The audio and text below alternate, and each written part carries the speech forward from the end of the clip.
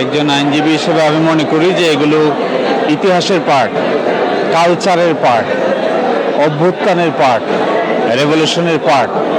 এগুলো নতুন প্রজন্মের মাঝে যত বেশি স্প্রেড করা যাবে ততই বিপ্লবের চেতনা জাগ্রত হবে। একনায়কতান্ত্রিক এবং অথরিটারিয়ান গভর্নমেন্টের বিরুদ্ধে ডেমোক্রেটিক এনভায়রনমেন্ট জাগ্রত হবে, মানুষের লিবারেটি হবে, স্বাধীনতা এক্সারসাইজ করতে পারবে। নতুন প্রজন্মের মানুষরা পুরাতনকে ভুলে নতুনত্বের দিকে অগ্রসর হবে এবং নতুন বাংলাদেশের স্পিরিট পাবে তারা এখান থেকে।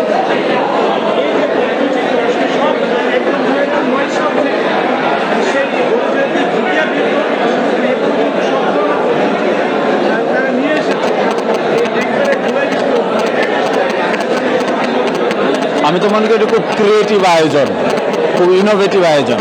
এই ধরনের ক্রিয়েটিভিটি এবং ইনোভেশন নতুন প্রজন্মের মধ্যে থাকবে, এইটাই আমরা এক্সপেক্ট করি। এবং বাংলাদেশের নতুন প্রজন্ম যত ক্রিয়েটিভ হবে, যত ইনোভেটিভ হবে, তত বেশি মুক্তি পাবে এবং মুক্তির আকাঙ্ক্ষা এখানে আছে। এই জন্য এই আয়োজন এটা যুগান্তকারী এবং এর মাধ্যমে নতুন প্রজন্ম তার মুক্তি ফিরে পাবে।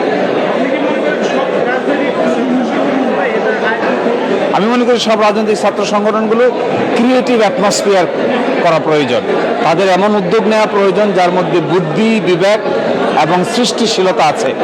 এই শিবিরের মতো অন্যরাও যদি করে তবেই দেশের পরিস্থিতি পরিবর্তন হবে।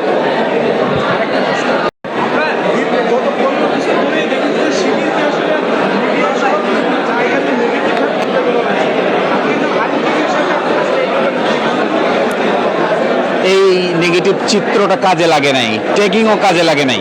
কোনো মানুষকেই ট্যাগ করে আর্টিফিশিয়ালি বেশিক্ষণ বিরত রাখা যায় না, এটা তার এক্সাম্পল। যদি কাউকে ট্যাগ করা হয়, অন্যায়ভাবে কাউকে জুলুম করা হয়, নির্যাতন করা হয়, এরও একটা লিমিট আছে, এরও একটা সীমা আছে। এই সীমা যখন ভেঙে যায় তখন মজলুমরা অনেক বেশি পপুলার হয়ে যায়। শিবিরে তাই হয়েছে।